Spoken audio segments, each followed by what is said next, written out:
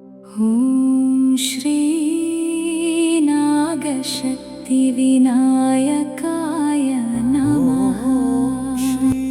ಪವಿತ್ರ ನಾಗ, ತಮೋಗುಣ, ರಜೋಗುಣ, ಸತ್ವಗುಣ, ಷಟ್ಕೋಣ, ತ್ರಿಕೋಣ. ಶ್ರೀ ನಾಗಶಕ್ತಿ ವಿನಾಯಕ ಮಂಡಲ.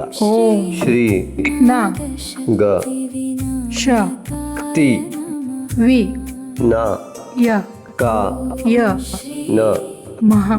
ಓಂ ಶ್ರೀ ನಾಗಶಕ್ತಿ ವಿನಾಯಕಾಯ ನಮಃ. ಶ್ರೀ ನಾಗಶಕ್ತಿ ವಿನಾಯಕನ ಚರಣಾರವಿಂದಗಳಿಗೆ ನಮಿಸುತ್ತಾ ಈಗ ಈ ಮಾಸದ ಗ್ರಹಗತಿಗಳನ್ನು ನೋಡೋಣ. ನಮಸ್ತೆ ಮಿತ್ರರೇ, ಪರಾಭವ ಸಂವತ್ಸರದ ಶ್ರಾವಣ ಮಾಸಕ್ಕೆ ತಮಗೆಲ್ಲರಿಗೂ ಕೂಡ ಆತ್ಮೀಯ ಸ್ವಾಗತ. ವಿಶೇಷವಾಗಿ ತಮ್ಮನೇಲಲ್ಲಿ ನಾವೇನು ಹಾಕಿದ್ದೀವಿ ಅಂತಂದರೆ, ಈ ಯೋಗವನ್ನು ಪಡೆಯೋದಕ್ಕೆ ನಿಮಗೆ ಅರ್ಹತೆ ಇದೆಯಾ ಅಂತ. ಯಾಕೆ ಅಂತಂದರೆ, ಅನೇಕರು ಕಮೆಂಟ್ ಮಾಡಿ ಮತ್ತು ಅನೇಕ ಗೊಂದಲಮಯವಾದ ಮನಸ್ಸಿನಿಂದ ಪ್ರಶ್ನಿಸಿದ್ದಾರೆ ಕೂಡ. ಅದು ಸ್ವಾಭಾವಿಕ ಕೂಡ ಹೌದು. ವಿಶೇಷವಾಗಿ ಒಂದೇ ನಕ್ಷತ್ರ, ಉದಾಹರಣೆ ಅಶ್ವಿನಿ ನಕ್ಷತ್ರದವರು ಕೋಟಿ ಕೋಟಿ ಜನರು ಇರ್ತಾರೆ. ಹೀಗೆ ಅನೇಕ ಒಂದೊಂದು ನಕ್ಷತ್ರದವರು ಅನೇಕ ಜನರಿರುವುದರಿಂದ, ಅನೇಕ ವಯಸ್ಸಿನ ಜನರು ಇರುವುದರಿಂದಾಗಿ ಒಂದೇ ರೀತಿಯ ಫಲ ಸಿಗೋದಕ್ಕೆ ಖಂಡಿತವಾಗಿಯೂ ಇಲ್ಲ. ಹಾಗಾಗಿ ಇಲ್ಲಿ ಈ ರೀತಿಯಾಗಿ ಒಂದೇ ರೀತಿಯ ಫಲ ಸಿಗೋದಕ್ಕೆ ಸಾಧ್ಯವೇ ಇಲ್ಲದ ಸಂದರ್ಭದಲ್ಲಿ ನಾವು ನಮ್ಮ ಮೊದಲನೇ ವಿಡಿಯೋದಲ್ಲಿ ಇದನ್ನು ಸ್ಪಷ್ಟಪಡಿಸಿ ಹಾಕಿದ್ವಿ ಕೂಡ. ಈ ಒಂದು ರೀತಿಯ ಫಲಗಳನ್ನು ಹೇಳುವ ಅಗತ್ಯ ಇದೆಯೇ ಅಂತ ಕೇಳಿದ್ರೆ, ಇದರೊಂದು ಸ್ಪಷ್ಟತೆಯನ್ನು ಕೊಟ್ಟು ಮುಂದುವರಿತೇನೆ ಮಿತ್ರರೇ. ಇಲ್ಲಿ ಮುಖ್ಯವಾಗಿ ಈ ಒಂದು ಮೇಷರಾಶಿಯಿಂದ ಮೀನರಾಶಿಯವರೆಗಿನ ಎಲ್ಲ ಗ್ರಹ ಸ್ಥಿತಿಗಳನ್ನು ನಾವು ಸೂಚಿಸ್ತಾ ಇದ್ದೀವಿ. ಅದರಿಂದ ಯಾವ ಯೋಗಗಳು ಸೃಷ್ಟಿಯಾಗಬಲ್ಲವು, ಅದನ್ನು ಪಡೆಯುವ ಯೋಗ್ಯತೆ ಯಾರ್ಯಾರಿಗಿದೆ ಅವರವರು ಅದನ್ನು ಪಡಿತಾರೆ. ಅದರಲ್ಲಿ ಯಾವ ಸಂದೇಹ ಕೂಡ ಇಲ್ಲ. ಅದರಿಂದಾಗಿ ನಿಮ್ಮ ಅರ್ಹತೆ ನಿಮಗೆ ಗೊತ್ತಿರ್ತದೆ, ಬಿಟ್ಟರೆ ನಮಗೆ ಗೊತ್ತಿರೋದಿಲ್ಲ. ದೇವರು ಮತ್ತು ನಿಮ್ಮ ಮಧ್ಯದ ಒಂದು ಕನೆಕ್ಷನ್ ಖಂಡಿತವಾಗಿ ಇನ್ನೊಬ್ಬ ವ್ಯಕ್ತಿಗೆ ಗೊತ್ತಿರೋದೇ ಇಲ್ಲ. ಆದ್ದರಿಂದಾಗಿ ಪೂರ್ವ ಜನ್ಮದ ಪಾಪಾಂಶ ಎಷ್ಟಿದೆ, ಪುಣ್ಯಾಂಶ ಎಷ್ಟಿದೆ ನಿಮಗೆ, ಅದು ಕೂಡ ನಮಗೆ ಗೊತ್ತಿರೋದಿಲ್ಲ. ಅದನ್ನು ನೀವು ಅವಲಂಬಿಸಿ ಈ ಜನ್ಮದಲ್ಲಿ ನಿಮ್ಮ ಕುಟುಂಬದಲ್ಲಿರುವ ದೋಷಾದಿಗಳ ಪ್ರಮಾಣ ಎಷ್ಟಿದೆ, ಪುಣ್ಯಾಂಶದ ಪ್ರಮಾಣ ಎಷ್ಟಿದೆ, ಅದನ್ನು ನಿಮಗೆ ಬಿಟ್ಟಿರುವಂಥದ್ದಾಗಿರುತ್ತೆ. ಮುಖ್ಯವಾಗಿ ಈ ಒಂದು ರಾಶಿಯ ಭವಿಷ್ಯವನ್ನು ಹೇಳುವಾಗ ಒಂದೇ ರೀತಿಯಾಗಿ ಫಲ ಯಾಕೆ ಸಿಗುವುದಿಲ್ಲ ಅಂತಂದರೆ, ಇದು ಅನೇಕ ಕಾರಣಗಳು. ಯಾವ ರೀತಿಯಾದ ಪ್ರತಿ ವ್ಯಕ್ತಿಯ ಕಾಲ, ಅವರ ಸಮಯ, ಅವರ ಸಂಸ್ಕಾರ, ಅವರ ಪ್ರಾದೇಶಿಕತೆ ಮತ್ತು ಅವರ ಅರ್ಹತೆಗಳು ಅಂದರೆ ಅವರ ವ್ಯಕ್ತಿತ್ವ.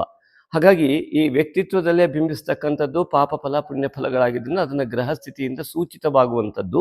ಅವರವರ ಜಾತಕದ ಮೇಲೆ ಅವಲಂಬಿತವಾಗಿ ಅವರ ಗುಣಾದಿಗಳು ವ್ಯತ್ಯಾಸ ಇರುವುದನ್ನು ನಾವು ಗಮನಿಸ್ತೇವೆ. ಕೋಟಿ ಜನರಿದ್ದರೆ ಕೋಟಿ ರೀತಿಯ ವ್ಯಕ್ತಿತ್ವವನ್ನು ನಾವು ಗಮನಿಸ್ತೇವೆ. ಹಾಗೆಯೇ ಫಲವೂ ಕೂಡ. ಅರ್ಥಾತ್ ಭೌಗೋಳಿಕವಾಗಿರ್ತಕ್ಕಂತಹ ಈ ಒಂದು ಗ್ರಹಸ್ಥಿತಿಗಳು ಎಷ್ಟೊಂದು ಯೋಗವನ್ನು ಸೂಚಿಸ್ತಾ ಇದೆ, ಭೌಗೋಳಿಕವಾದಂತಹ ವ್ಯವಸ್ಥೆಯನ್ನು ಸೂಚಿಸ್ತಾ ಇದೆ. ಹಾಗೆಯೇ ದೇಹದ ಆರೋಗ್ಯದ ಜೊತೆಗೆ ನಿಮ್ಮ ದೇಹದ ಆ ಒಂದು ಪ್ರಕೃತಿಯನ್ನು ಅನುಸರಿಸಿ ರೋಗಗಳು ಹೇಗೆ ಬರ್ತವೆಯೋ ಅದೇ ರೀತಿಯಾಗಿ ದೋಷಗಳನ್ನು ಅನುಸರಿಸಿ ಕೆಟ್ಟ ಸಮಯ ಬರ್ತದೆ. ನಿಮ್ಮ ದೇಹದ ಆರೋಗ್ಯ, ಆಹಾರ ಪದ್ಧತಿಯ ಮೇಲೆ ಅತ್ಯುತ್ತಮವಾದ ಆರೋಗ್ಯ ಮತ್ತು ಸಂತೋಷ ಹೇಗೆ ಲಭ್ಯವೋ ಅದೇ ರೀತಿಯಾಗಿ ನಿಮ್ಮ ವ್ಯಕ್ತಿತ್ವ, ಉತ್ತಮ ವ್ಯಕ್ತಿತ್ವ, ಗುರುತತ್ವಾದಿಗಳ ಜಾಗೃತಿಯಿಂದ, ಆ ಬುಧ ತತ್ವಾದಿಗಳ ಜಾಗೃತಿಯಿಂದ ನಿಮ್ಮ ಉತ್ತಮ ಯೋಗ ಭಾಗ್ಯಗಳು ತೆರೆದುಕೊಳ್ತವೆ. ಅದಕ್ಕೆ ಛಾಯೆಯ ರೂಪದಲ್ಲಿರುವುದೇ ರಾಹುಕೇತು ದೋಷ ಎಂಬುದಾಗಿ ಅತ್ಯಂತ ಸ್ಪಷ್ಟವಾದ ಉಲ್ಲೇಖವನ್ನು ನಾವು ಮಾಡಿದ್ದೇವೆ. ಆದ್ದರಿಂದಾಗಿ ಈ ರಾಹುಕೇತುವಿನ ದೋಷವನ್ನು ನಿವಾರಣೆ ಮಾಡಿಕೊಳ್ಳಿಕ್ಕೆ ಏನು ಮಾಡಬೇಕು ಅನ್ನೋದನ್ನು ನಾವು ಪ್ರತಿ ವಿಡಿಯೋದಲ್ಲಿ ಹೇಳ್ತಾ ಬಂದಿದ್ದೇವೆ, ಇನ್ನು ಮುಂದೂ ಕೂಡ ಹೇಳ್ತೇವೆ. ದಯವಿಟ್ಟು ಅದನ್ನು ಗಮನಿಸಿ. ಪ್ರತಿಯೊಬ್ಬರು ಕೂಡ ಉತ್ತಮ ಫಲವನ್ನು ಪಡೆಯಲಿಕ್ಕೆ ಇಷ್ಟೊಂದು ಯೋಗ ಇದ್ದರೂ ಯಾಕೆ ನಿಮಗೆ ಆ ಫಲ ಸಿಗ್ತಾ ಇಲ್ಲ ಅಂತ ನೀವು ವೈಯಕ್ತಿಕ ಚಿಂತನೆಯನ್ನು ಮಾಡಿಕೊಳ್ಬೇಕು. ಅನೇಕರು ಹೇಳ್ತಾರೆ, ಎಷ್ಟು ವರ್ಷ ಆದರೂ ನಮಗೆ ಒಳ್ಳೆಯ ಫಲ ಬಂದೇ ಇಲ್ಲ. ಖಂಡಿತವಾಗಿ ಬರದೇ ಇರಬಹುದು. ಅನೇಕರು ಹೇಳ್ತಾರೆ, ನಮಗೆ ಯಾವತ್ತೂ ಕೆಟ್ಟದ್ದೇ ಆಗಿಲ್ಲ. ಇನ್ನೊಬ್ರು ಹೇಳ್ತಾರೆ, ಎಲ್ಲ ಮಿಶ್ರಣವಾದ ಜೀವನ. ಖಂಡಿತವಾಗಿಯೂ ಇದೇ ರೀತಿ ಇರುತ್ತೆ ಜೀವನ. ಅದಕ್ಕೋಸ್ಕರವಾಗಿ ಯೋಗ ಬಂದಿದ್ದನ್ನು ಬಳಸ್ಕೊಳ್ಳಿ ಅಂತ ಮಾತ್ರ ನಾವು ಹೇಳ್ತಾ ಇದ್ದೇವೆ. ಅಂತಹ ಎಲ್ಲ ಯೋಗಗಳು ನಿಮಗೆ ಲಭ್ಯವಾಗುವಂಥ ಅರ್ಹತೆಯನ್ನು ನೀವು ಪಡೀರಿ ಅಂತ ಹೇಳ್ತೇವೆ. ಹೇಗೆ ವಿದ್ಯಾರ್ಹತೆಯನ್ನು ಅವಲಂಬಿಸಿ ಯಾವ ಉದ್ಯೋಗ ಭಾಗ್ಯ ಸಿಗ್ತದೆಯೋ, ದೇಹದ ಒಂದು ಆರೋಗ್ಯ ಇತ್ಯಾದಿಗಳನ್ನು ಅವಲಂಬಿಸಿ ರೋಗ ಅಥವಾ ಭೋಗಾದಿಗಳ ವ್ಯವಸ್ಥೆಗಳು ಉಂಟಾಗ್ತದೆಯೋ, ತುಂಬ ಜ್ವರ ಬಂದಿದೆ, ಏನನ್ನು ತಿನ್ನೋದಕ್ಕೆ ಆಗೋದಿಲ್ಲ. ಹಾಗಾಗಿ ದೋಷಯುಕ್ತವಾದಂತಹ ದೇಹ ಎಲ್ಲ ಅರ್ಹತೆಯನ್ನು ಕಳ್ಕೊಳ್ತದೆಯೋ ಅದೇ ರೀತಿಯಾಗಿ ದೋಷಯುಕ್ತವಾದ ವ್ಯಕ್ತಿತ್ವ ಉತ್ತಮ ಯೋಗದ ಅರ್ಹತೆಯನ್ನು ಕಳ್ಕೊಳ್ತದೆ, ಪಡೆಯುವ ಅರ್ಹತೆಯನ್ನು ಸ್ವಾಭಾವಿಕವಾಗಿ ಕಳ್ಕೊಳ್ತದೆ. ನಮಗೆ ಉತ್ತಮವಾಗಿದ್ದು ಬೇರೆಯವರಿಗೆ ಉತ್ತಮವಾಗಿರಬೇಕು ಅನ್ನೋದು ಯಾವುದೂ ಇಲ್ಲ. ಆದರೆ ಸ್ವಾಭಾವಿಕವಾಗಿ ನಿತ್ಯ ಸತ್ಯದ ಕಡೆಗೆ ನಾವು ಗಮನಿಸಬೇಕಾಗತ್ತೆ. ನಮಗೆ ಬೇಕಾಗಿದ್ದು ಸಂತೋಷ, ನೆಮ್ಮದಿ ಅಂತ ಆದರೆ ಆ ನಿಟ್ಟಿನಲ್ಲಿ ನಮ್ಮ ನಿತ್ಯದ ಪ್ರತಿ ಕ್ಷಣವನ್ನು ನಾವು ಕಳೀತಾ ಇದ್ದೀವಿ ಅಂದರೆ ಖಂಡಿತವಾಗಿ ಯೋಗಗಳು ಅಲ್ಲಿ ನಿಮಗೆ ತೆರೆದುಕೊಳ್ತವೆ. ಆ ಒಂದು ಛಾಯೆ ಇರುವುದನ್ನು ಹೋಗಲಾಡಿಸಲಿಕ್ಕೆ ಶ್ರೀ ನಾಗಶಕ್ತಿ ವಿನಾಯಕನ ಮಾನಸ ಪೂಜೆಯನ್ನು ಮಾಡಿ ಅಂತ ನಾವು ಪ್ರತಿ ವಿಡಿಯೋದಲ್ಲಿ ಹೇಳಿದ್ದೀವಿ. ಅದೇ ರೀತಿಯಾಗಿ ಈಗಲೂ ಕೂಡ ಹೇಳ್ತೀವಿ, ಯಾರು ವಿಡಿಯೋವನ್ನು ಹೊಸದಾಗಿ ನೋಡ್ತಾ ಇದ್ರೋ ದಯವಿಟ್ಟು ಸಬ್ಸ್ಕ್ರೈಬ್ ಮಾಡಿ ನಮ್ಮ ಚಾನಲ್ನಲ್ಲಿ ಬರುವ ಎಲ್ಲ ವಿಶೇಷ ಮಾಹಿತಿಯನ್ನು ಪಡೆಯಬಹುದು. ಜೊತೆಗೆ ಈ ಒಂದು ವಿಡಿಯೋವನ್ನು ಅನೇಕರಿಗೆ ಶೇರ್ ಮಾಡುವ ಮೂಲಕವಾಗಿ ನಿಮ್ಮ ವಿಶಾಲ ಮನೋಭಾವನೆಯಿಂದ ಅನೇಕರಿಗೆ ಒಳ್ಳೆಯದಾಗುವಂತೆ ಮಾಡ್ಬೋದು. ಯಾರಿಗೆ ಮಾನಸ ಪೂಜೆ ಬಗ್ಗೆ ಕಲ್ಪನೆ ಬಂದಿಲ್ಲ ಅವರು ಖಂಡಿತವಾಗಿಯೂ ಮಾನಸ ಪೂಜೆ ಅಂತ ನಮಗೆ ವಾಟ್ಸಪ್ ಮಾಡುವ ಮೂಲಕವಾಗಿ ಆ ಮಾನಸ ಪೂಜೆಯನ್ನು ಉಚಿತವಾಗಿ ಪಡೆಯಬಹುದು. ಅಷ್ಟೇ ಅಲ್ಲ, ಈಗಾಗಲೇ ಅನೇಕರು ಅದನ್ನು ಮಾಡ್ತಾ ತಮ್ಮ ಜೀವನದಲ್ಲಿ ನಾವೆಷ್ಟು ತಪ್ಪು ತಿಳ್ಕೊಂಡಿದ್ವಿ, ನಮ್ಗೆ ಇಷ್ಟೊಂದು ಸುಲಭವಾದಂತಹ ಮಾನಸಿಕ ಸ್ಥಿತಿಗೆ ನಾವು ಬರ್ತೀವಿ. ಉದಾಹರಣೆ ಡಿಪ್ರೆಷನ್ ಇರ್ಬೋದು, ಇತ್ಯಾದಿಗಳೆಲ್ಲ ಏನಿದೆ, ಆಂಗ್ಸೈಟಿ ಇತ್ಯಾದಿಗಳು. ಈ ಮಾನಸ ಪೂಜೆಯನ್ನು ಮಾಡ್ತಾ ಹೋಗೋದ್ರಿಂದ ಅವರಿಗೆ ಅನೇಕರಿಗೆ ಮನಸ್ಸು ರಿಲ್ಯಾಕ್ಸ್ ಆಗ್ತಾ ಅವರ ಯೋಗ ಓಪನ್ ಆಗ್ತದೆ. ನಾವು ಏನು ಯೋಚನೆ ಮಾಡಬೇಕು ಅಂತ ಗೊತ್ತಾಗ್ತಾ ಇದೆ. ಮಾಯೆಯ ಬಲೆಯಿಂದ ಹೊರಬರುವ ವ್ಯವಸ್ಥೆ ಅನೇಕರಿಗೆ ಆಗಿದೆ ಅಂತ ಈಗಾಗಲೇ ಉತ್ತಮವಾದ ಫೀಡ್ಬ್ಯಾಕ್ ಕೊಡ್ತಾ ಇದ್ದಾರೆ. ಅವರೆಲ್ಲರಿಗೂ ಕೂಡ ನಮ್ಮ ಆತ್ಮೀಯ ಧನ್ಯವಾದಗಳು. ಹಾಗೆಯೇ ಪ್ರತಿ ಹುಣ್ಣಿಮೆ ಮತ್ತು ಅಮಾವಾಸ್ಯೆಯಲ್ಲಿ, ವಿಶೇಷವಾಗಿ ಹುಣ್ಣಿಮೆ ಎಂದು ಸಂಕಲ್ಪವನ್ನು ಲೌಕಿಕ ಆಶೋತ್ತರಗಳಿಗೆ ಮಾಡುವ ಈ ನಾಗಶಕ್ತಿ ವಿನಾಯಕ ಮೂಲಮಂತ್ರ ಹವನಕ್ಕೆ ಯಾರೆಲ್ಲ ಇಲ್ಲಿ ಪೂಜೆಯನ್ನು ಬರೆಸಿ ಪ್ರಸಾದವನ್ನು ತಲುಪಿಸಿದಾರೋ ಅವರೆಲ್ಲ ಕೂಡ ನಮಗೆ ಧನ್ಯವಾದ ಹೇಳಿದರೆ ಅವರಿಗೆ ನಮ್ಮ ಆತ್ಮೀಯ ಧನ್ಯವಾದಗಳು. ಅದೇ ರೀತಿಯಾಗಿ ಪೌರ್ಣಿಮೆ ಅಮಾವಾಸ್ಯೆ ದಿವಸ ಯಾವುದೇ ದೃಷ್ಟಿ ದೋಷಾದಿಗಳನ್ನು ಇತ್ಯಾದಿಗಳ ದೋಷ ಮಾಟ ಮಂತ್ರಾದಿ ದೋಷಗಳ ನಿವಾರಣೆಗೆ ಯಾವ ನಾಗಶಕ್ತಿ ವಿನಾಯಕ ಮೂಲಮಂತ್ರ ಹವನ ನಡೆಯುತ್ತೆ, ಅದಕ್ಕೂ ಕೂಡ ಅನೇಕರು ಈ ಒಂದು ಪೂಜೆಗೆ ಸಂಕಲ್ಪಕ್ಕೆ ಭಾಗವಹಿಸ್ತಾ ಮತ್ತು ದೂರದವರಿಗೆ ಆ ಅಡ್ರೆಸ್ಸನ್ನು ಕಳಿಸುವ ಮೂಲಕ ಪ್ರಸಾದವನ್ನು ತಲುಪಿಸಿಕೊಳ್ಳುವ ವ್ಯವಸ್ಥೆಯನ್ನು ಮಾಡಿಕೊಂಡವರಿದ್ದಾರೆ. ಅವರೆಲ್ಲರಿಗೂ ಕೂಡ ನಮ್ಮ ಆತ್ಮೀಯ ಧನ್ಯವಾದಗಳು. ಶ್ರೀ ನಾಗಶಕ್ತಿ ವಿನಾಯಕನ ಸಂಪೂರ್ಣ ಅನುಗ್ರಹ ಎಲ್ಲರಿಗೂ ಆಗುವ ಮೂಲಕವಾಗಿ ಇವತ್ತು ಸೂಚಿಸ್ತಕ್ಕಂತಹ ಎಲ್ಲ ವಿಶೇಷ ಭೌಗೋಳಿಕ ಗ್ರಹ ಸ್ಥಿತಿಗಳಿಂದ ಉಂಟಾಗುವ ಸಮಸ್ತ ಸುಯೋಗಗಳು ಪ್ರತಿಯೊಬ್ಬರಿಗೂ ಲಭ್ಯವಾಗಲಿ ಅನ್ನುವ ಆಶಯದೊಂದಿಗೆ ಈ ಒಂದು ವಿಡಿಯೋವನ್ನು ಪ್ರಾರಂಭ ಮಾಡ್ತಾ ಇದ್ದೇವೆ. ಮಿಥುನ ರಾಶಿ ಸಂಜಾತರೆಲ್ಲರಿಗೂ ಕೂಡ ಈ ಶ್ರಾವಣ ಮಾಸಕ್ಕೆ ಆತ್ಮೀಯ ಸ್ವಾಗತ. ಈ ಮಿಥುನ ರಾಶಿಯ ಅಧಿಪತಿಯಾದಂತಹ ಬುಧನು ದ್ವಿತೀಯದಲ್ಲಿ ಗೋಚರನಾಗಿದ್ದು ನಂತರದಲ್ಲಿ 22 ಆಗಸ್ಟ್ 22ರಂದು ಸಿಂಹ ರಾಶಿಯನ್ನು ಮತ್ತು ಸೆಪ್ಟೆಂಬರ್ 7ರಂದು ಕನ್ಯಾ ರಾಶಿಯನ್ನು ಕೂಡ ಪ್ರವೇಶ ಮಾಡ್ತಾ ಇದ್ದಾನೆ. ದ್ವಿತೀಯ, ತೃತೀಯ, ಚತುರ್ಥದಲ್ಲಿ ರಾಶಿಯ ಅಧಿಪತಿ ಸ್ವಸ್ಥಾನಕ್ಕೆ ಬಂದು ಈ ಒಂದು ಶ್ರಾವಣ ಮಾಸದಲ್ಲಿ ನಿಲ್ತಾನೆ. ಎರಡನೆಯದಾಗಿ ಈ ರಾಶಿಯಲ್ಲಿ ಕುಜನು ಷಷ್ಠಾಧಿಪತಿಯಾಗಿಯೂ ಏಕಾದಶಾಧಿಪತಿಯಾಗಿಯೂ ವಿರಾಜಮಾನನಾಗಿದ್ದಾನೆ. ವ್ಯಯದಿಂದ ಬಂದಂತಹ ಕುಜ ಲಾಭವನ್ನು ತಂದುಕೊಡುವ ಎಲ್ಲ ಲಕ್ಷಣವನ್ನು ಭೂ ವ್ಯವಹಾರ, ಬಂಗಾರ ವ್ಯವಹಾರ ಇತ್ಯಾದಿಗಳಲ್ಲಿಯೂ ಮತ್ತು ಅನೇಕ ಶತ್ರುಗಳನ್ನು ತನ್ನದಾಗಿಸಿ ಅನೇಕರಿಗೆ ನೀವೇ ಶತ್ರುವಾಗುವ ಯೋಗವನ್ನು ಕೂಡ ಉಂಟು ಮಾಡ್ತಾನೆ. ಆದರೆ ಅವರನ್ನೇ ಮಿತ್ರರನ್ನಾಗಿಸಿಕೊಳ್ಳುವ ಯೋಗವು ಅವರವರ ಅರ್ಹತೆಯನ್ನು ಅವಲಂಬಿಸಿದೆ. ಕೆಲವರಿಗೆ ಶತ್ರುಬಾಧೆ ಅತಿಯಾಗ್ತಾ ಬರಬಹುದು, ಕೆಲವರು ಇವರೇ ಶತ್ರುವಾಗಿ ಪರಿಣಮಿಸಬಹುದು, ಕೆಲವರಿಗೆ ಶತ್ರುಬಾಧಾ ನಿವಾರಣೆ ಆಗ್ತಾ ಬರಬಹುದು. ಇದು ಮೂರಕ್ಕೂ ಅವಕಾಶ ಇರುವುದು ಅವರವರ ಅರ್ಹತೆಯ ಮೇಲೆ ಕುಜಗ್ರಹದಿಂದ ಮತ್ತು ಬುಧ ಕೇತು ಯುತಿಯಿಂದ. ಅದರಿಂದಾಗಿ ಈ ಒಂದು ರವಿ ಬುಧ ನಿಪುಣ ಯೋಗ ಏನಿದೆ ಇದು ಅತ್ಯುತ್ತಮವಾಗಿದ್ದರೂ ಕೂಡ ಕೇತುವಿಂದ ಬಾಧಿತವಾಗಿರುವಂತಹ ಲಕ್ಷಣಗಳಿರುವುದರಿಂದ ದ್ವಿತೀಯ ಗುರು ಉಚ್ಚ ಸ್ಥಾನದಲ್ಲಿದ್ದು ಮಹಾಯೋಗವೊಂದು ಸೃಷ್ಟಿಯಾಗಿದೆ. ವಿಶೇಷವಾಗಿ ಇಲ್ಲಿ 6ನೇ ಮನೆಗೆ ಮಿಥುನ ರಾಶಿಯಿಂದ ಶತ್ರು ಕ್ಷೇತ್ರದಲ್ಲಿ ಗುರು ದೃಷ್ಟಿ ಇರುವುದರಿಂದಾಗಿ ಗುರು ತತ್ವವನ್ನು ಹೆಚ್ಚಿಗೆ ಜಾಗೃತ ಮಾಡಿಕೊಂಡವರು ಯಾರೆಲ್ಲ ಇದ್ದಾರೆ ಅವರಿಗೆ ಈ ಗುರುವಿನ ಒಂದು ಮಹಾಯೋಗದಿಂದಾಗಿ ಈ ಶತ್ರು ಬಾಧೆ ನಿವಾರಣೆ ಆಗಿ ಹೋಗುತ್ತೆ. ಯಾವುದೇ ಮಾಟಮಂತ್ರ ದೃಷ್ಟಿ ದೋಷಾದಿಗಳ ದೋಷ ನಿವಾರಣೆ ಕೂಡ ಈ ಗುರು ದೃಷ್ಟಿಯಿಂದಲೇ ಖಂಡಿತವಾಗಿಯೂ ನಿವಾರಣೆ ಆಗುತ್ತೆ. ಅರ್ಥಾತ್ ಗುರು ಹಿರಿಯರ ಮಾರ್ಗದರ್ಶನ, ವಿನಯ, ವಿದ್ಯೆಯು ವಿನಯವನ್ನು ಕೊಡುತ್ತೆ. ಹಾಗಾಗಿ ಆ ವಿನಯ ಅಂದರೆ ಅತಿ ವಿನಯ ಧೂರ್ತ ಲಕ್ಷಣ, ಅದಲ್ಲ, ಆ ವಿದ್ಯೆ ಅಲ್ಲ. ಸಾವಿದ್ಯಾ ಪರಮಾಮುಕ್ತೆ ಹೇತುಭೂತ ಸನಾತನೆ. ಯಾವ ವಿದ್ಯೆಯು ನಿಮಗೆ ಮುಕ್ತಿಗೆ ಆ ಕೇತುವಿನ ಒಂದು ಸಂಪೂರ್ಣ ಫಲವನ್ನು ಉತ್ತಮವಾಗಿ ಕೊಡಬಲ್ಲದು ಅಂತಹ ವಿದ್ಯೆಗಳು. ಅರ್ಥಾತ್ ಶರಣಾಗತಿಯ ಭಾವ ಒಳ್ಳೆಯದಕ್ಕಾಗಿ ಗುರು ಹಿರಿಯರಲ್ಲಿ ಮತ್ತು ತಾಯಿ ತಂದೆಯನ್ನು ನಮಸ್ಕರಿಸುವ ನಿರಂತರ ಪ್ರಕ್ರಿಯೆ ನಿರಹಂಕಾರದಿಂದ ಇದ್ದಾಗ, ತಾಯಿಗೆ ತಂದೆಗೆ ತಿರುಗಿ ಹೇಳದ ಮನಸ್ಥಿತಿ ಇದ್ದಂತಹ ಮಿಥುನ ರಾಶಿಯವರು ಮತ್ತು ಯಾವುದೇ ರೀತಿಯಾದಂತಹ ಟೆನ್ಷನ್ ತಗೊಳ್ಳದೇ ಇರುವಂತಹ, ತನ್ನ ಬಗ್ಗೆ ತಾನು ನೆಗೆಟಿವ್ ಆಗಿ ಯೋಚನೆ ಮಾಡದೇ ಇರುವಂತಹ ಯಾವ ವ್ಯಕ್ತಿಗಳಿದ್ದಾರೆ ಅವರಲ್ಲಿ ಗುರುತತ್ವ ಜಾಗೃತ ಆಗುತ್ತೆ. ಆಗ ಆ ಗುರುದೃಷ್ಟಿ ಎನ್ನುವಂಥದ್ದು ಏನಾಗಿರುತ್ತೆ, ಸಂಪೂರ್ಣವಾಗಿ ಎಲ್ಲರಲ್ಲೂ ವಿಶಾಲ ಮನೋಭಾವನೆಯಿಂದ ಎಲ್ಲರನ್ನು ನೋಡುವಂತಹ ವಿಶಿಷ್ಟವಾದಂತಹ ವಿಶೇಷವಾದ ಮನಸ್ಥಿತಿಯನ್ನು ಈ ಮಿಥುನ ರಾಶಿಯವರು ಬುಧಗ್ರಹದ ಪ್ರಾಧಾನ್ಯತೆ ಇದ್ದು ಬುದ್ಧಿಕಾರಕನಾದಂತಹ ಬುಧಗ್ರಹನು ಈಶಾನ್ಯ ದಿಕ್ಕಿನಲ್ಲಿ ಸ್ಥಾಪಿತವಾಗುವಂಥವನು ಪೂಜಾ ಮಂಡಲದಲ್ಲಿ. ಅಂದರೆ ಸಪ್ತಋಷಿ ಮಂಡಲ ಇರುವಂತಹ ದೇವಮೂಲೆಯ ಕಡೆ ಬಾಣವಿರುವಂತಹ ಗುರಿ ಇರತಕ್ಕಂತಹ ಅಧ್ಯಾತ್ಮ ಯೋಗದ ಚಿಂತನೆ ಇರತಕ್ಕಂತಹ ಪ್ರತಿ ಮಾತಿನಲ್ಲಿ ಭಕ್ತಿಯುಕ್ತವಾದ ನಿರಹಂಕಾರ ನಿಸ್ವಾರ್ಥದ ಮಾತು ಹೊರಗೆ ಬರ್ತಾ ಇರುವಂತಹ ಯಾವ ವ್ಯಕ್ತಿಗಳಿದ್ದಾರೆ ಅವರಿಗೆ ಬುಧ ಗ್ರಹದ ಜೊತೆಗೆ ಗುರುಗ್ರಹವು ಕೂಡ ಉತ್ತಮವಾದ ರೀತಿಯಲ್ಲಿ ಅವರ ಅರ್ಹತೆಯನ್ನು ಅನುಸರಿಸಿ ಕೆಲಸ ಮಾಡುತ್ತೆ. ಭೌಗೋಳಿಕವಾದ ಈ ಸೂಚನೆ ಏನು ಅಂದರೆ ಇಂತಹ ಒಂದು ಮಹಾಯೋಗ ಮಿಥುನ ರಾಶಿಯವರಿಗೆ ಬಂದಿದೆ. ಇದನ್ನು ಅನುಭವಿಸುವ ಯೋಗ ಯಾವ ರೀತಿಯಲ್ಲಿ ಯಾವ ವ್ಯಕ್ತಿಗಿದೆ ಅವರ ಅರ್ಹತೆಗೆ ತಕ್ಕಂತೆ ಇದೆ. ಆದ್ದರಿಂದಾಗಿ ಅವರ ಅರ್ಹತೆಯನ್ನು ನಿರ್ಧಾರ ಮಾಡುವುದು ಕುಜನ ಕೆಟ್ಟ ಪ್ರಭಾವ ಇದೆಯೋ, ಬುಧನ ಮತ್ತು ಕೇತು ಯುತಿಯಿಂದ ವ್ಯಂಗ್ಯವಾದ ಮಾತುಗಳನ್ನು ಮತ್ತೊಬ್ಬರಿಗೆ ಆಡ್ತಾರೋ, ಮತ್ತೊಬ್ಬರಿಗೂ ಕೂಡ ಸ್ವಲ್ಪ ನೋವಾಗುವಂಥ ಮಾತನಾಡ್ತಾರೋ, ಅಥವಾ ಮತ್ತೊಬ್ಬರನ್ನು ನೋಡಿ ನಗಾಡಿಕೊಂಡು ಹಾಸ್ಯಾಸ್ಪದವಾಗಿ ಮತ್ತೊಬ್ಬರನ್ನು ನೋಡಿ ಖುಷಿ ಪಡುವಂಥದ್ದು, ಅವರ ಕೆಟ್ಟ ವ್ಯವಸ್ಥೆಯನ್ನು ನೋಡಿ, ಅವರಿಗಾಗಿರುವಂತಹ ಸಮಸ್ಯೆಯನ್ನು ನೋಡಿ ಬಿದ್ದಾಗ ನಗ್ತೀವಿ, ಹಾಗೆಯೇ ಅವರಿಗೇನೋ ತೊಂದರೆ ಆಯಿತು ಸರಿ ಆಯಿತು ನೋಡು ಅವರಿಗೆ ಅಂತ, ಈ ರೀತಿಯಾದ ಮನೋಭಾವದಿಂದ ಯಾರು ಆ ಭಾವನೆಯ ಶುದ್ಧಿ ಇಲ್ಲದೆ ನೋಡ್ತಾ ಇರ್ತಾರೋ ಅವರಿಗೆ ಗುರು ಕೆಲಸ ಮಾಡೋದಿಲ್ಲ, ಕೇತು ಕೆಲಸ ಮಾಡೋದಕ್ಕೆ ಪ್ರಾರಂಭ ಮಾಡ್ತಾನೆ. ಆದ್ದರಿಂದಾಗಿ ಆ ಕೇತುವಿನ ದೋಷದ ನಿವಾರಣೆಯತ್ತ ಯಾವ ವ್ಯಂಗ್ಯ ಇತ್ಯಾದಿಗಳನ್ನು, ಕುಹಕ ಇತ್ಯಾದಿಗಳನ್ನು ಬಿಟ್ಟಂತಹ ಮಿಥುನ ರಾಶಿಯವರು, ಅಂದರೆ ಮಾತನಾಡಲೇಬೇಕು, ಮಾತಾಡಿ ಅವ್ರಿಗೆ ಹೇಳಬೇಕು ಅಂತಾರೆ, ಮನಸ್ಸಿನಲ್ಲೇ ಅಂದ್ಕೊಂಡ್ರು ಕೂಡ ಅದು ದೋಷವೇ. ಕುಹಕದ ರೀತಿಯಲ್ಲೋ ವ್ಯಂಗ್ಯದ ರೀತಿಯಲ್ಲೋ ನೋಡು ಹೇಗೆ ಬಂದ ನೋಡು ಅಂತ ಮನಸ್ಸಿನಲ್ಲೇ ಅಂದ್ಕೊಳ್ಳೋದು. ನಾವು ಕೆಲವರನ್ನು ನೋಡಿದ್ದೇವೆ, ತುಂಬ ದೊಡ್ಡ ದೊಡ್ಡ ವ್ಯಕ್ತಿಗಳು ಅಂತ ಹೇಳುವವರು ಅಲ್ಲಿ ಯಾರೋ ಒಂದು ವ್ಯಕ್ತಿಗಳು ಬಂದರೆ ಸಾಕು, ನೋಡಿ ಹೇಗೆ ಬಂದ ನೋಡಿ, ಇಲ್ಲಿ ಬಂದಾಗ ಆರಾಮ ಅಂತ ಚೆನ್ನಾಗಿ ಮಾತನಾಡ್ತಾರೆ. ಆದರೆ ಇವ್ರ ಹತ್ರ ಹೇಳ್ತಾ ಇರ್ತಾರೆ ನೋಡಿ ಎಂಥವ್ನು ಬಂದ ಹಾಗೆ ಹೀಗೆ ಅಂತ ಹೇಳಿ ಒಂದಿಷ್ಟು ನೆಗೆಟಿವ್ ನನ್ನ ಬಗ್ಗೆ ಹೇಳಿ ಎದುರುಗಡೆ ಬಂದಾಗ ತುಂಬ ನಗ್ನಗ್ತಾ ತುಂಬ ಚೆನ್ನಾಗಿ ಮಾತನಾಡ್ತಾರೆ. ಈ ರೀತಿಯಾದ ಕುಹಕದ ವ್ಯವಸ್ಥೆ ಇದೆಯಲ್ಲ ಅದು ಕೇತು ದೋಷ. ಆದ್ದರಿಂದಾಗಿ ಈ ಬುಧ ಕೇತು ಯುತಿಯಿಂದಾಗಿ ಯಾರು ಆ ಕೇತು ದೋಷವನ್ನು ಹೆಚ್ಚಿಗೆ ಮಾಡ್ಕೊಳ್ತಾರೋ ಅವರಿಗೆ ಕೆಟ್ಟ ಪರಿಣಾಮ ಆಗುತ್ತೆ, ಅದೇ ಅವರ ಅರ್ಹತೆ ಆಗಿರುತ್ತೆ. ಆದ್ದರಿಂದ ಇಂತಹ ಮಹಾಯೋಗ ಸೃಷ್ಟಿಯಾದರೂ ಕೂಡ ಯಾಕೆ ಉತ್ತಮ ಫಲಗಳು ಲಭ್ಯ ಆಗುವುದಿಲ್ಲ ಅಂದರೆ ಅವರ ವ್ಯಕ್ತಿಗತವಾದಂಥ ಅರ್ಹತೆಯನ್ನು ಅವಲಂಬಿಸಿಯೇ ಇರ್ತದೆ, ಇದರಲ್ಲಿ ಯಾವ ಸಂದೇಹವೇ ಇಲ್ಲ. ಅದರಿಂದಾಗಿ ಈ ಕುಜ ಏಕಾದಶಾಧಿಪತಿಯಾಗಿ ಷಷ್ಠಾಧಿಪತಿಯಾಗಿ ಬಂದು ಗುರುವಿನ ದೃಷ್ಟಿ ಷಷ್ಠಕ್ಕೆ ಇರುವುದರಿಂದ ಸಂಪೂರ್ಣ ದೃಷ್ಟಿದೋಷಾದಿ ಮಾಟದೋ ಮಂತ್ರಾದಿ ಪ್ರೇತಬಾಧಾದಿಗಳು ಕೂಡ ನಿವಾರಣೆ ಆಗುವ ಯೋಗ ಇರುತ್ತೆ. ಅನೇಕರು ತಮ್ಮ ಒಂದು ನಡೆನುಡಿಗಳಿಂದಾಗಿ ಎಲ್ಲವೂ ತಾವೇ ಪ್ರೇತವಾಗುವಂತೆ ಮಾತನಾಡುವ ರೀತಿಯನ್ನು ರೂಢಿಸ್ಕೊಳ್ತಾರೆ. ಹಾಗಾಗಿ ತನ್ನ ಬಗ್ಗೆ ತಾನು ಯಾವ ವ್ಯಕ್ತಿ ತನಗೆ ಹೀಗಾಗತ್ತೆ, ತನಗೆ ಇಷ್ಟೆಲ್ಲ ಆಗತ್ತೆ ಅನ್ನುವಂತಹ ಆ ಒಂದು ಆಂಗ್ಸೈಟಿ, ಭಯ, ಆತಂಕ, ನಿರಾಶೆ ಇತ್ಯಾದಿಗಳಿಗೆ ಹೋಗ್ತಾರಲ್ಲ, ಅದು ಕೇತು ಬುಧನ ಯುತಿಯಿಂದ ಉಂಟಾಗುವಂಥ ಯೋಗ.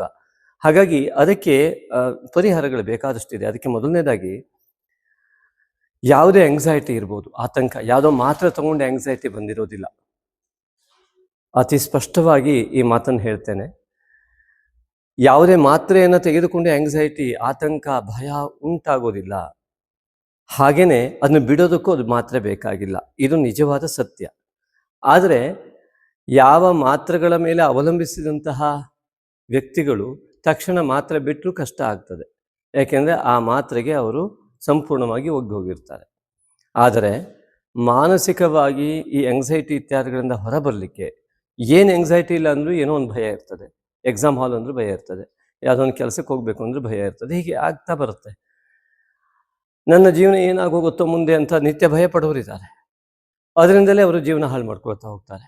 ಆದ್ದರಿಂದಾಗಿ ತನ್ನ ಜೀವನವನ್ನು ಪ್ರತಿ ಕ್ಷಣದಲ್ಲೂ ಸಂತೋಷದಿಂದ ವರ್ತಮಾನ ಕಾಲದಲ್ಲಿ ಸಂಪೂರ್ಣ ಸಂತೋಷ ಮತ್ತು ಆಸಕ್ತಿಯುತವಾಗಿ ಸಮಯವನ್ನು ಸಂಪೂರ್ಣವಾಗಿ ತನ್ನ ಜೀವನದ ಈ ಒಂದು ದಿನದ ಸಂಪೂರ್ಣ ಸಫಲತೆಗೆ ಕಾರಣವಾಗುವ ರೀತಿಯಲ್ಲಿ ತೊಡಗಿಸಿಕೊಂಡ್ರೆ ಅವರ ಭೂತಕಾಲವೂ ಭವಿಷ್ಯತ್ ಕಾಲಕ್ಕೂ ಅದು ದೊಡ್ಡ ಬುನಾದಿಯಾಗಿ ಮಹಾ ಉತ್ತಮ ಜೀವನದ ಅಭಿವೃದ್ಧಿಯ ಸಂಕೇತ ಅದಾಗಿರುತ್ತೆ, ಅದೇ ಗುರುತತ್ವ ಆಗಿರುತ್ತೆ. ಅದರಿಂದಾಗಿ ಈ ಕೇತು ಬುಧನ ಯುತಿ ಇದ್ದು ಆ ಒಂದು ಪೂರ್ವಜನ್ಮದ ಪಾಪದ ಫೋರ್ಸ್ ಏನಾದ್ರು ಜಾಸ್ತಿ ಇದ್ರೆ ಏನು ಮಾಡಬೇಕು? ಏನೇ ಮಾಡಿದ್ರು ಮನಸ್ಸು ಎಲ್ಲೋ ಹೋಗುತ್ತೆ, ಸ್ವಾಮಿ ಏನೂ ಮಾಡೋಕ್ಕಾಗ್ತಾ ಇಲ್ಲ. ಓದೋಕ್ಕೆ ಕುಳಿತುಕೊಂಡ್ರೂ ಕೂಡ ಮನಸ್ಸು ಕ್ರಿಕೆಟ್ ಗ್ರೌಂಡ್ ಕಡೆ ಹೋಗುತ್ತೆ, ಈ ಕಡೆ ಅಡುಗೆ ಮಾಡ್ತಾ ಇದ್ರೂ ಕೂಡ ಮನಸ್ಸು ಯಾರೋ ಹೇಳಿದ ಮಾತು ಕಡೆ ಹೋಗಿ ಬೇಸರ ಆಗ್ತಾನೆ ಇರುತ್ತೆ. ಈ ರೀತಿಯಾದಂತಹ ಘಟನೆಗಳು ಪ್ರತಿ ವ್ಯಕ್ತಿಯ ಭಿನ್ನತ್ವದಿಂದಾಗಿ ವ್ಯಕ್ತಿಗಳಲ್ಲಿ ಭಿನ್ನವಾದ ಘಟನೆಗಳು ನಿರಂತರ ಆಗುವುದೇ ಈ ಕೇತು ದೋಷ. ಆ ಪೂರ್ವಜನ್ಮದ ಪಾಪಾಂಶ ರಾಹು ದೋಷ, ಇವೆರಡರ ಒಂದು ದೋಷ ಎಷ್ಟೊಂದು ಪ್ರಭಾವಿತವಾಗಿ ತನ್ನ ಮಾಯೆಯ ಜಾಲವನ್ನು ಬೀಸಿಬಿಡುತ್ತೆ ಅಂದರೆ, ನಮಗೆ ಎಷ್ಟೇ ಅರ್ಹತೆ ಇದ್ದರೂ, ನಮಗೆ ಎಷ್ಟೇ ಸಾಮರ್ಥ್ಯ ಇದ್ದರೂ ನಮ್ಮ ಜೀವನವನ್ನು, ನಮ್ಮ ಮನಸ್ಸನ್ನು ಕುಗ್ಗಿಸುವಲ್ಲಿ ಯಶಸ್ಸನ್ನು ಪಡಿತಾವೆ.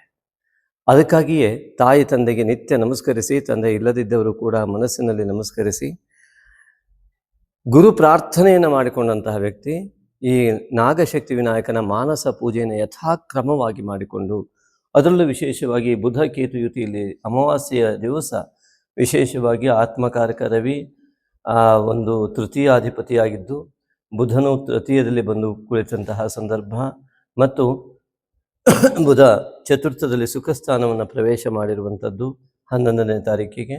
ಅದನ್ನು ಅಲ್ಲಿ 11ನೇ ತಾರೀಕಿಂದು ಬುಧ ಇಲ್ಲಿ ಸುಖಸ್ಥಾನದಲ್ಲಿ ಗೋಚರನಾಗ್ತಾನೆ.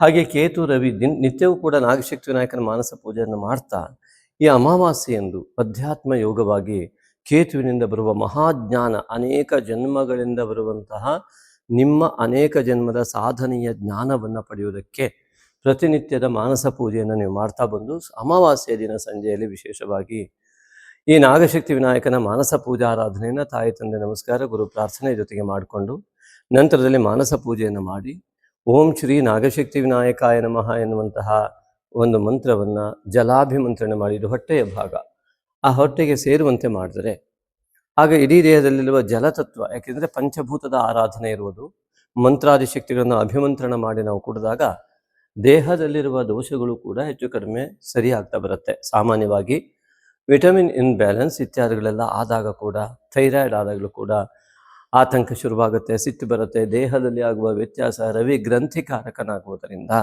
ರವಿ ಕೇತು ಯುತಿಯಾಗಿರುವುದರಿಂದ ಥೈರಾಯ್ಡ್ ಇತ್ಯಾದಿ ಇದ್ದವರಿಗೆ ಜಾಸ್ತಿ ಆಗುವ ಯೋಗ ಕೂಡ ಈ ಸಮಯದಲ್ಲಿ ಇದ್ದೇ ಇರುತ್ತೆ.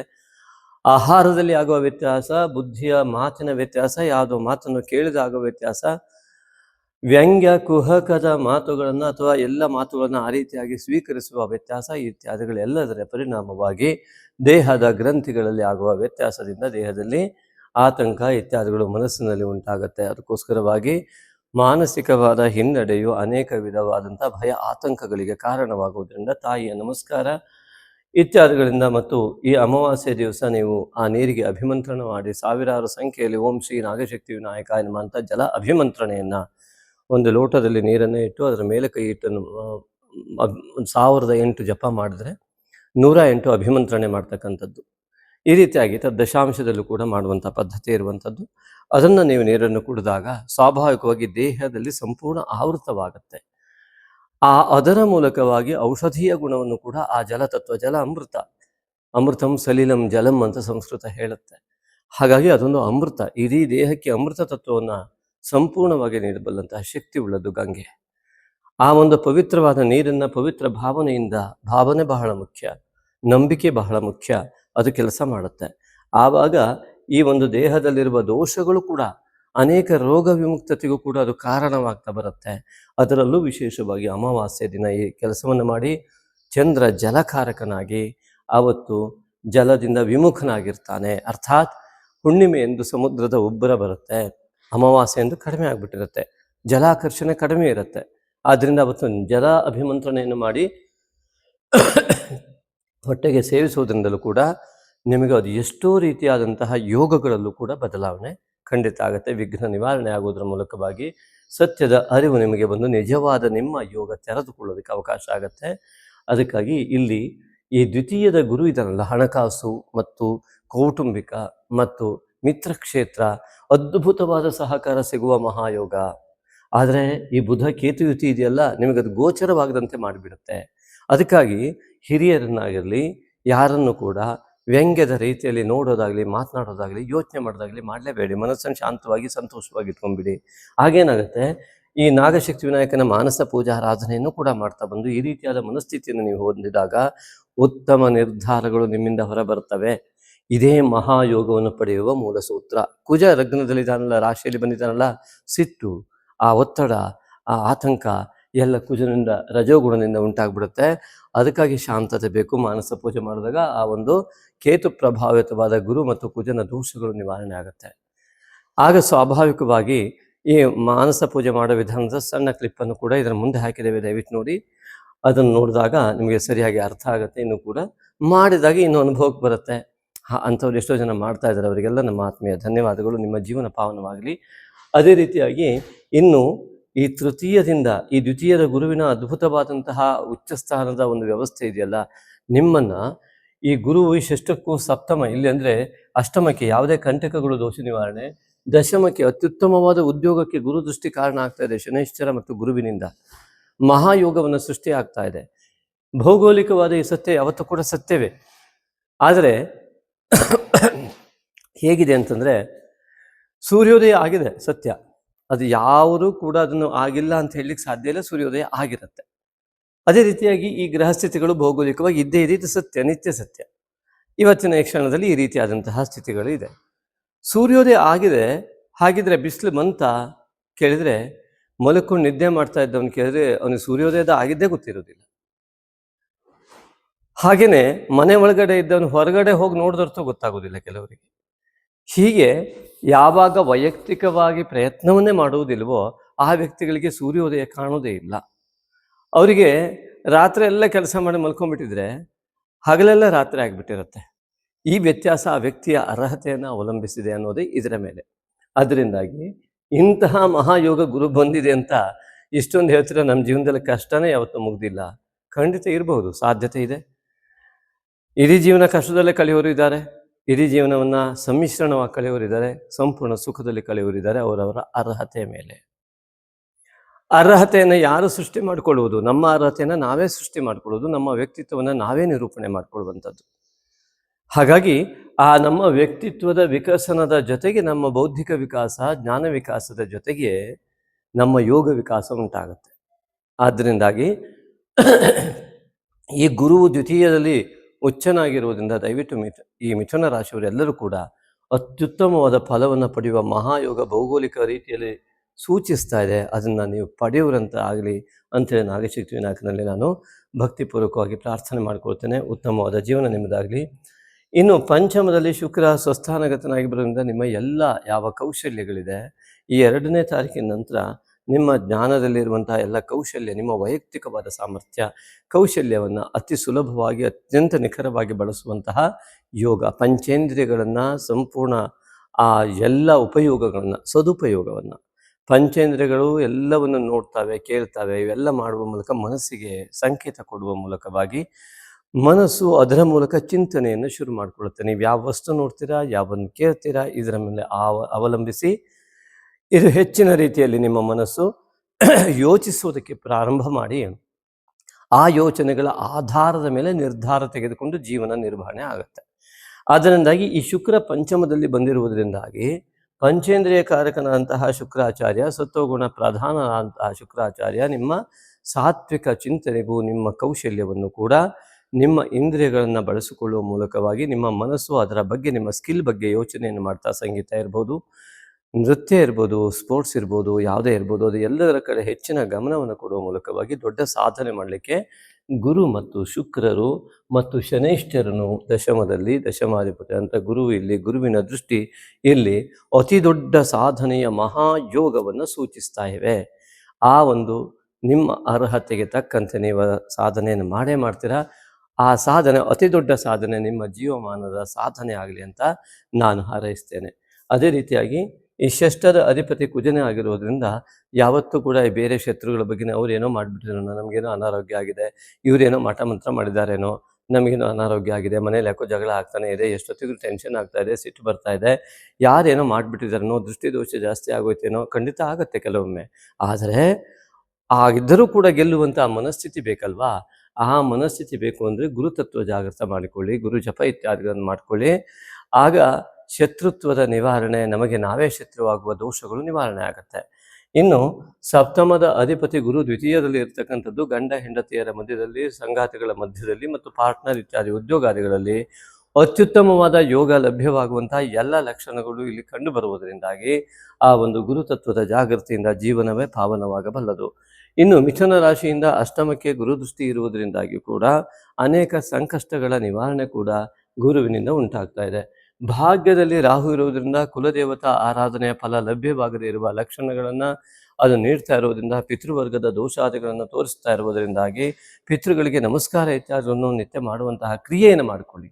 ಅದೇ ರೀತಿಯಾಗಿ ಹುಣ್ಣಿಮೆಯನ್ನು ವಿಶೇಷವಾಗಿ ರಾತ್ರಿಯ ಸಮಯದಲ್ಲಿ ಜಲವನ್ನು ಅಭಿಮಂತ್ರಣ ಮಾಡಿ, ಈಗ ಹಿಂದೆ ಹೇಳಿದಂತೆ ಅಲ್ಲೂ ಕೂಡ ಈ ಲೌಕಿಕ ಆಶೋತ್ತರಗಳು ನಿಮ್ಮ ಭಾಗ್ಯೋದಯ ಆಗುವುದಕ್ಕೆ ಏನೆಲ್ಲ ಆಗಬೇಕಾಗಿದೆ ಅದರ ಬಗ್ಗೆ ಸಂಕಲ್ಪ ಮಾಡಿ ಅದೇ ರೀತಿಯಾದಂತಹ ಪೂಜಾರಾಧನೆ ಮಾಡಿಕೊಳ್ಳುವ ಮೂಲಕ ಉತ್ತಮವಾದ ಫಲವನ್ನು ನೀವು ಪಡೀರಿ ಅಂತ ಹೇಳ್ತಾ, ಇನ್ನು ದಶಮದಲ್ಲಿಯ ಶನೈಶ್ಚರನ ಉತ್ತಮ ಫಲ, ವ್ಯಯಾಧಿಪತಿಯಾದ ಕುಜನು ರಾಶಿಗೆ, ಏಕಾದಶಾಧಿಪತಿ ಅಂತ ಕುಜ ರಾಶಿಗೆ ಪ್ರವೇಶ ಮಾಡೋದ್ರಿಂದ ಎಲ್ಲ ರೀತಿಯಾದ ಲಾಭವನ್ನು ನೀವು ಪಡೀತಾ ಶುಕ್ರನು ಕೂಡ ಇಲ್ಲಿ ಪಂಚಮಕ್ಕೆ ಬಂದಿರುವುದರಿಂದಾಗಿ ಎಲ್ಲ ರೀತಿಯಾದ ಉತ್ತಮ ಫಲಗಳು ಸದಾ ನಿಮಗೆ ಲಭ್ಯವಾಗುವಂತೆ ಆಗಲಿ ಅಂತ ಹೇಳ್ತಾ ಈ ಮುಂದಿನ ವಿಡಿಯೋ ಕ್ಲಿಪ್ಪನ್ನು ನೋಡೋದನ್ನು ದಯವಿಟ್ಟು ಮರಿಬೇಡಿ.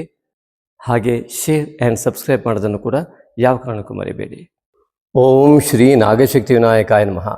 ಶ್ರೀ ನಾಗಶಕ್ತಿ ವಿನಾಯಕನ ಈ ಒಂದು ವಿಗ್ರಹವನ್ನು ನೋಡಿದಾಗ ಅಲ್ಲಿ ಪವಿತ್ರದ ಆಕಾರದಲ್ಲಿ ಯಜ್ಞೋಪವೀತವು ಬಂಧಿಸಲ್ಪಟ್ಟಿದ್ದು, ಯಜ್ಞೋಪವೀತ ಒಂದು ದೀರ್ಘವೃತ್ತ ಆಕಾರದಲ್ಲಿ ಗಣಪತಿಯ ಹೊಟ್ಟೆಯನ್ನು ಸುತ್ತಿರುವಂಥದ್ದು. ಕೈಯಲ್ಲಿ ಭಿಕ್ಷಾಪಾತ್ರೆ ಅಂತಂದರೆ ಉಪನಯನದ ಸಮಯದಲ್ಲಿ ಉಪನಯನದ ಒಟುವಾಗಿರುವ ಆ ಭಿಕ್ಷೆಯನ್ನು ಹಿಡಿದುಕೊಂಡಿರುವಂತಹ, ಒಂದು ಕೈಯಲ್ಲಿ ಮಕ್ಕಳಿಗಾಗಿ ಲಡ್ಡುವನ್ನು ಹಿಡ್ಕೊಂಡಿರುವಂತಹ ಆ ಒಂದು ಅದ್ಭುತವಾದಂತಹ ಆ ಒಂದು ಗಣಪತಿಯ ವಿಗ್ರಹ. ಹಾಗೆಯೇ ಇಲ್ಲಿ ಗಣಪತಿಯ ಮಂಡಲವನ್ನು ನಾವು ನೋಡ್ತಾ ಹೋದರೆ, ನಾಗಶಕ್ತಿ ವಿನಾಯಕನ ವಿಶಿಷ್ಟವಾದ ಗಣಪತಿ ಮಂಡಲ. ಸಾಮಾನ್ಯವಾಗಿ ಗಣಪತಿ ಪೂಜೆಗೆ ಗಣಪತಿ ಮಂಡಲ ಇರುತ್ತೆ. ಒಂದು ಗಣಪತಿಯ ಮೂರ್ತಿ ಅಂತಂದರೆ ಗಣಪತಿಯ ಜೊತೆ ನಾಗ ಕೂಡ ಇರುವಂಥದ್ದು ಪ್ರತಿಯೊಂದು ಗಣಪತಿಯಲ್ಲಿ ಕಂಡುಬರುವ ಸತ್ಯ. ಅದರಲ್ಲೂ ಓಂ ನಾಗ ಯಜ್ಞೋಪವೀತಿನೇ ನಮಃ ಎನ್ನುವ ಅಷ್ಟೋತ್ತರದಲ್ಲಿ ಬರುವಂತಹ ಈ ನಾಗಶಕ್ತಿ ವಿನಾಯಕನ ಒಂದು ವೈಶಿಷ್ಟ್ಯತೆ, ಅದಕ್ಕೆ ತಕ್ಕಂತಹ ಮಂಡಲ, ಅದರ ಮೂಲ ಮಂತ್ರಕ್ಕೆ ತಕ್ಕಂತಹ ಮಂಡಲ ಏನಿದೆ, ಇದು ಅದ್ಭುತವಾದಂಥದ್ದು. ಈಗಾಗಲೇ ಹೇಳಿದಂತೆ ಸತ್ವ ರಜತಮೋ ಗುಣಯುಕ್ತವಾಗಿ ತ್ರಿಕೋಣ ಮತ್ತು ಷಟ್ಕೋಣಗಳಿಂದ ಕೂಡಿದಂತಹ ಗಣಪತಿಯ ಮಂಡಲ, ಜೊತೆಗೆ ಒಂದು ನಾಗ. ಆ ನಾಗ ಆ ತಲೆಯ ಭಾಗದಲ್ಲಿದ್ದು ಓಂಕಾರವನ್ನು ಚಿತ್ರಿಸಿದಂತೆ ಕಾಣುವಂಥ ಅದರ ಬಾಲದ ರೂಪವು ಗಣಪತಿ ಕುಳಿತಂತೆ ಕಾಣುವಂಥ ಮಂಡಲ. ಅದೇ ರೀತಿಯಾಗಿ ಆ ನಾಗನ ಪವಿತ್ರ ಎನ್ನುವಂಥದ್ದು ಪದ್ಮಾಸನದಂತೆ ಗೋಚರವಾಗ್ತಾ ಧ್ಯಾನಕ್ಕೆ ಕುಳಿತಂಥ ಗಣಪತಿಯಂತೆ ಗೋಚರವಾಗುವಂಥ ಮಂಡಲ ಆಗಿದೆ. ಇಲ್ಲಿ ಆ ವಿನಾಯಕ ಮತ್ತು ನಾಗನ ಎರಡರ ಒಂದು ಸಮ್ಮಿಲನ ಏನಿದೆ, ಧ್ಯಾನಾವಸ್ಥೆಯಲ್ಲಿ ಕುಳಿತಾಗ ಇದು ಮಾನಸ ಪೂಜೆ. ಆ ಪವಿತ್ರವು ಒಂದು ಪದ್ಮಾಸನದಂತೆ ಕಾಣ್ತಾ ಇದೆ. ಧ್ಯಾನಾವಸ್ಥೆಯಲ್ಲಿ ಕುಳಿತಂತಹ ಸಂದರ್ಭದಲ್ಲಿ ಚಕ್ರ ಧ್ಯಾನವನ್ನು ಸೂಚಿಸುವಂತಹ ಒಂದು ವಿಶಿಷ್ಟವಾದ ಮಂಡಲ. ತಲೆಯ ಭಾಗದಲ್ಲಿ ಸಹಸ್ರ ಫಣಿಯಾದಂತಹ ನಾಗ ಏನಿದ್ದಾನೆ, ಅವನು ಸಹಸ್ರಾರು ಚಕ್ರವನ್ನು ಬಿಂಬಿಸ್ತಾ ಇದ್ದಾನೆ. ಅದೇ ರೀತಿಯಾಗಿ ಮೂಲಾಧಾರ ಚಕ್ರದ ಅಧಿಪತಿಯಾದಂತಹ ಮಹಾಗಣಪತಿಯ ಮಂಡಲವೇ ಚಕ್ರದ ಒಂದು ಸ್ಥಿತಿಯಲ್ಲಿ ಕಂಡು ಬರ್ತಕ್ಕಂಥದ್ದು. ಆದ್ದರಿಂದಾಗಿ ಮೂಲಾಧಾರ ಚಕ್ರಾದಿಗಳಿಂದ ಸಮಸ್ತ ವಿಧ ಚಕ್ರ ಧ್ಯಾನಗಳನ್ನು ಕೂಡ ಈ ಒಂದು ನಾಗಶಕ್ತಿ ವಿನಾಯಕನ ಮಾನಸ ಪೂಜೆಯನ್ನು ಮಾಡ್ತಾ ಬಂದಾಗಲೇ ಸಮಸ್ತ ಚಕ್ರಗಳು ಕೂಡ ಸಂಪೂರ್ಣ ಕ್ರಿಯಾಶೀಲವಾಗುವುದಕ್ಕೆ ಸಹಕಾರವಾಗುವಂಥದ್ದು.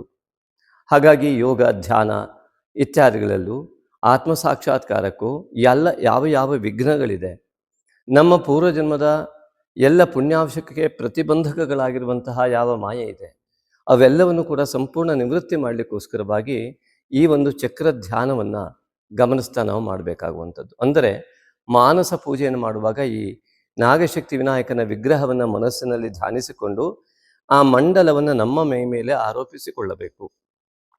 ಇಲ್ಲಿ ಅರ್ಥವನ್ನು ಮಾಡಿಕೊಳ್ಬೇಕು.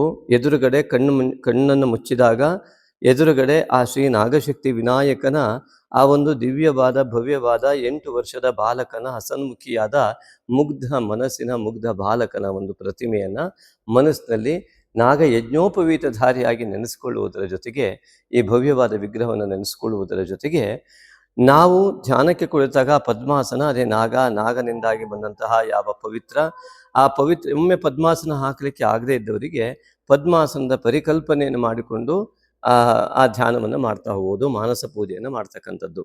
ಆದ್ದರಿಂದ ಆ ಮಾನಸ ಪೂಜೆಯನ್ನು ಮಾಡುವಾಗ ಆ ಚಕ್ರದ ಒಂದು ವ್ಯವಸ್ಥೆಯನ್ನು ಕಾಣ್ತಾ ಇದೆ. ಆ ರೀತಿಯಾಗಿ ಇಡೀ ನಮ್ಮ ದೇಹ ಕುಳಿತಿದೆ.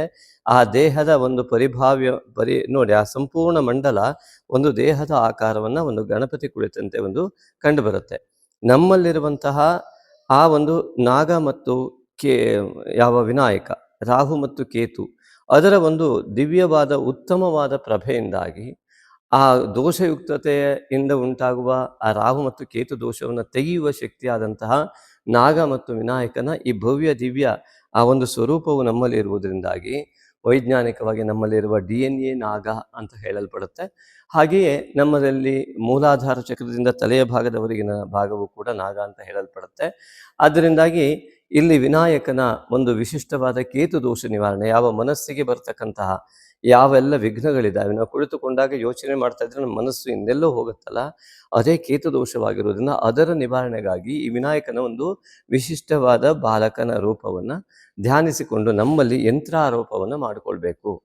ನಮ್ಮ ಮನಸ್ಸಿನಲ್ಲಿ ನಮ್ಮ ದೇಹವು ಈ ಒಂದು ಯಂತ್ರದಿಂದ ಆವೃತವಾಗಿದೆ ಅಂತ ತಿಳಿದುಕೊಂಡು ಎದುರುಗಡೆ ನಾಗಶಕ್ತಿ ವಿನಾಯಕ ಇದ್ದಾನೆ, ಅದರ ಪ್ರತಿಬಿಂಬವಾಗಿ ಇಲ್ಲಿಯ ಈ ಮಂಡಲಾಕಾರದ ನಮ್ಮ ದೇಹ ಇದೆ ಅಂತ ಭಾವಿಸಿ ಮಾನಸ ಪೂಜೆಯನ್ನು ಮಾಡಬೇಕು. ಹಾಗೆ ಈ ಮಾನಸ ಪೂಜೆ ಹೇಗೆ ಮಾಡಬೇಕು, ಅದರ ಮಾನಸ ಪೂಜಾ ವಿಧಾನಗಳೇನು ಇತ್ಯಾದಿಗಳನ್ನೆಲ್ಲ ಅದರ ಶ್ಲೋಕಗಳ ಮೂಲಕವಾಗಿ ಅದನ್ನು ತಿಳಿದುಕೊಳ್ಳುವಂಥ ವಿಚಾರ ಹೇಗಿದೆ, ಯಾರ್ಯಾರಿಗೆ ಇನ್ನೂ ಕೂಡ ತಲುಪಿಲ್ಲ ಅವರು ದಯವಿಟ್ಟು ಯೂಟ್ಯೂಬ್ನಲ್ಲಿ ಕಾಮೆಂಟ್ ಮಾಡೋ ಮೂಲಕ ನೀವು ಪಡೆಯೋದಕ್ಕೆ ಸಾಧ್ಯವೇ ಇಲ್ಲ.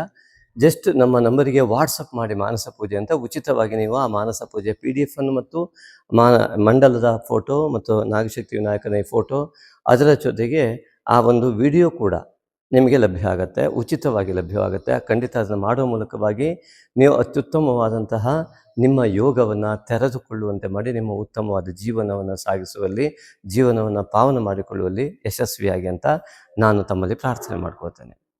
ಇನ್ನೂ ಹೆಚ್ಚಿನವರನ್ನು ಮುಂದಿನ ವಿಡಿಯೋಗಳಲ್ಲಿ ನೋಡ್ಬೋದು. ನಮಸ್ತೆ. ಶ್ರೀ ನಾಗಶಕ್ತಿ ವಿನಾಯಕಾಯ ನಮಃ. ಶ್ರೀ ನಾಗಶಕ್ತಿ ವಿನಾಯಕ ಪರಿಹಾರ ಧಾಮ ಶಿವಮೊಗ್ಗ ಶಕ್ತಿಧಾಮ. ಇಲ್ಲಿ ವಿಶೇಷವಾಗಿ ನಿಮಗೊಂದು ಆಸಕ್ತರಿಗೊಂದು ಮಾಹಿತಿ.